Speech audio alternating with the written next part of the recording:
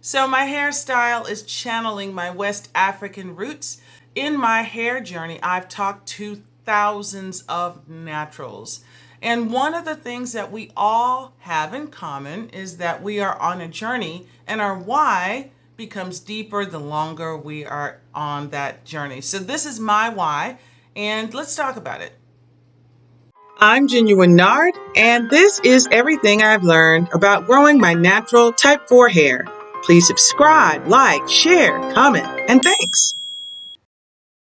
I'm doing a whole series on how I'm growing my natural hair because it's not just doing one thing, but it's a combination of things and being consistent that's starting to work. This is June 2018, and it's a blowout of my big chop. This is December 2019, and I'm very frizzy. This is June 2020 after I've learned a little more. And this is August 2020 when I started to get consistent in applying good techniques. Learning to care for my textured hair has required that I go back. Not just back to slavery. Our story doesn't start in captivity. It was interrupted by captivity. And while the research I did on slavery made me develop post-traumatic stress disorder, I did begin to emotionally understand how and why Black women were taught to hate our hair texture. I also saw the strength and beauty and pain passed down through the generations. When I say go back, I mean back to the Bible. One of the most beautiful women in the Bible describes herself as a sun-drenched Black girl, and God describes his own hair texture to be like wool. That texture is unique to people of African ancestry.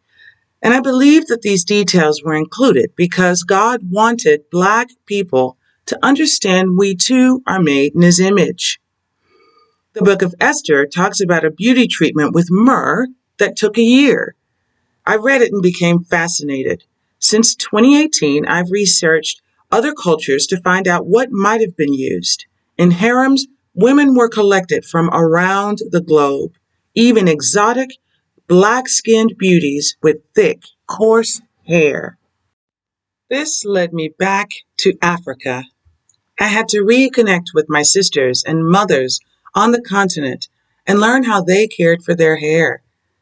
I learned about African black soap, stinging nettles, bananas, aloes, and chebe. All of these are native to Africa. I learned also that nearly everything I was taught about my hair, my beauty, and Africa was a lie. This series is designed to grow more than just our hair. It will hopefully deepen our relationship with God. It will deepen our love for ourselves and for each other.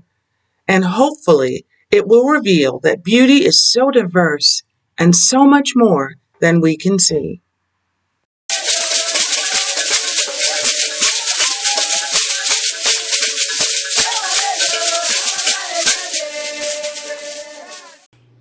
I love the joyful singing at the end. It is such a uniquely African sound, a uniquely African experience that cannot be duplicated by any other culture.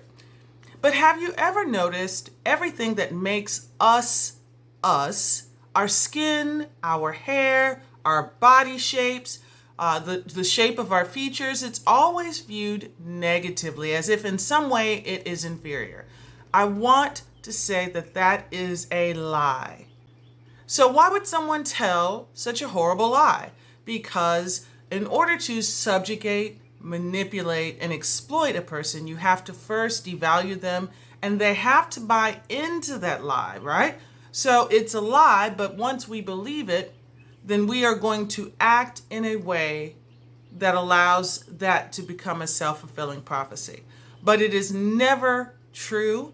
And one of the things I've learned in doing this research is that there is absolutely nothing wrong with our 4C hair or 4B hair or 3A hair. There's nothing wrong with your skin, whether it's light skinned or dark skinned or anywhere in the middle. There's nothing wrong with your features or your shape. It is all designed by God. There has never been anyone, quite like you before on the planet, and there genetically will never be another person exactly like you in existence. You were hand created as God's artwork. And I hope that as you go through this journey, that will become so obvious, because one of the things about lies is once they've been exposed, they lose all power. They become irrelevant.